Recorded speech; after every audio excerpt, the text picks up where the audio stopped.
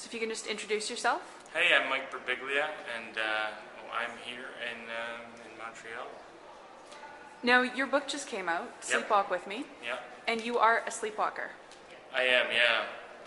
I Can you- have a disorder. It's more specific than that. I have a disorder called REM behavior disorder, where people basically act out their dreams on occasion.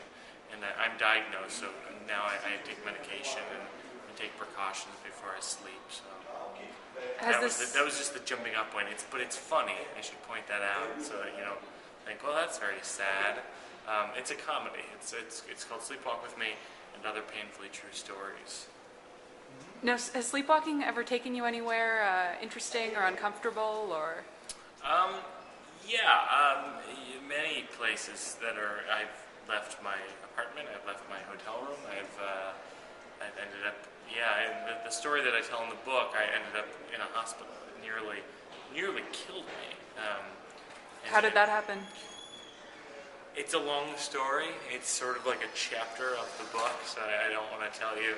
This would be a lot of too much information for this small of a segment. But I had a very intense sleepwalking incident. Can you tell me a short story about sleepwalking? Sure. Yeah. So when I was in my early 20s, I started walking in my sleep, and for example, like I would have a dream every night that there was like a hovering insect-like jackal in my bedroom, which is the scariest animal one's brain can conjure, in my opinion, is a jackal that defies gravity. And I would jump on the bed and I'd strike a karate pose. I'd never taken karate, but I had the books from Book Fair, and I would say, Abby, there's my girlfriend, I'd say, there's a jackal in the room. And she got so used to it, she could talk me down while remaining asleep. She said, there's no jackal. Go to bed. And I'll say, are you sure? And she said, yes, there's no jackal. Go to bed. And I'll say, okay. And I would go to bed knowing there was a jackal right there. And around this time I remember thinking, well, this seems dangerous. Maybe I should see a doctor.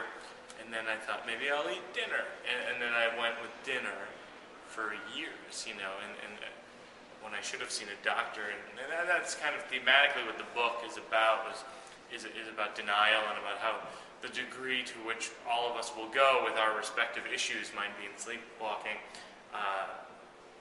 to avoid dealing with kind of what's right in front of us sometimes. All right. Thank you very much.